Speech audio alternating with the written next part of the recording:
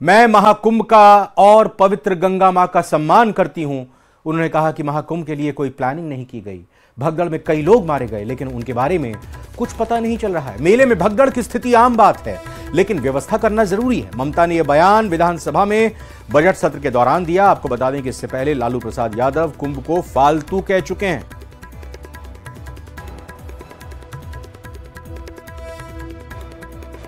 ঘটনার পরে কটা কমিশন পাঠিয়েছেন, কটা কমিটি পাঠিয়েছেন,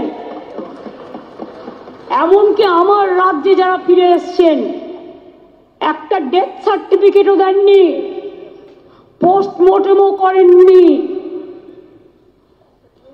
ইভেন মেডিকেল কলেজ থেকে কেউ সইও করেনি যেখান থেকে ডেড বডি এসছে। শুধুমাত্র যাকে হ্যান্ডওভার করেছে তাকে সই করিয়ে দিয়েছে। আমি দেখেছি কাগজটা। তাই আমরা কিন্তু প্রত্যেকে যাতে ডেথ সার্টিফিকেট পায় সেই জন্য এখানে পোস্টমর্টেম করিয়েছি, যাতে তার ফ্যামিলি জানতে পারে যে তার ফ্যামিলির মৃত্যু হয়েছে কোথায় এবং তার পোস্টমর্টেম করা হয়েছে, সে মারা গেছে স্ট্যাম্পেডে।